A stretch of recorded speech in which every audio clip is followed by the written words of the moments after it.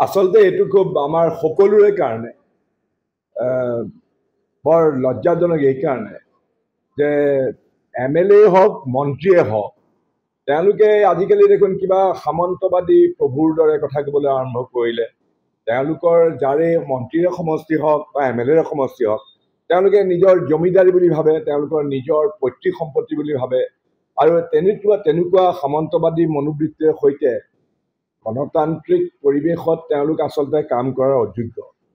মই আচৰিত হৈছোঁ যে যিজন বিধায়কৰ কথা কৈছে বিজেপি দলৰ বিধায়ক জিতু গোস্বামী ডাঙৰীয়া, এনেকুৱা ধৰণৰ কথা ক'ব পাৰে।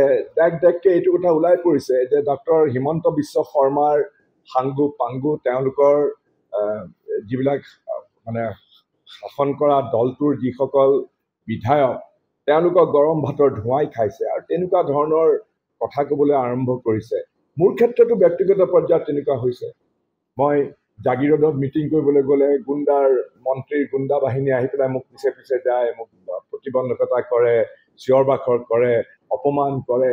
গতিকে এইবিলাক হ'ল তেওঁলোকৰ যে আৰু পতন অনিবাৰ্য, পতনৰ দিশে তেওঁলোক আগবাঢ়িছে। কাৰণ এনেকুৱা ধৰণৰ অহংকাৰ, এনেকুৱা ধৰণৰ তেওঁলোকৰ যে গৰম ভাতৰ ধোঁৱাই খোৱা যিটো প্ৰবৃত্তি ওলাই পৰিছে সেইবিলাক ৰাইজে কেতিয়াও পচন্দ নকৰে।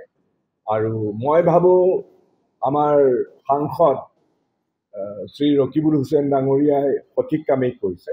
কাৰণ এইটো কেতিয়াও গ্ৰহণযোগ্য হ'ব নোৱাৰে। কোনোবাই কাৰোবাক চাৰিসীমা বান্ধি দিব, ইয়াত আহিব নোৱাৰে, পুলিচ আমাৰ, অমুক আমাৰ, এইবিলাক বস্তু কেতিয়াও সহ্য কৰা নহ'ব। মই এতিয়া যিকোনো MLA যিকোনো হেৰিতে মই যাব পাৰোঁ, কেলৈ নাযাম? এইখনত কোনোবাই মোক বাধা দিব পাৰিব নেকি? গতিকে এইবিলাক কথা কেতিয়াও সহ্য কৰা নহয়। এতিয়া বিজেপি দলৰ প্ৰাৰ্থীজন বিধানসভাৰ উপনিৰ্বাচনত এনেকৈ বেয়াকৈ হাৰিব, তেওঁলোকে মুখ দেখুৱাবৰ কাৰণে তেওঁলোকৰ কোনো জেগা নাথাকে। সেই কথা মই এতিয়াই ভৱিষ্যতবাণী কৰিম।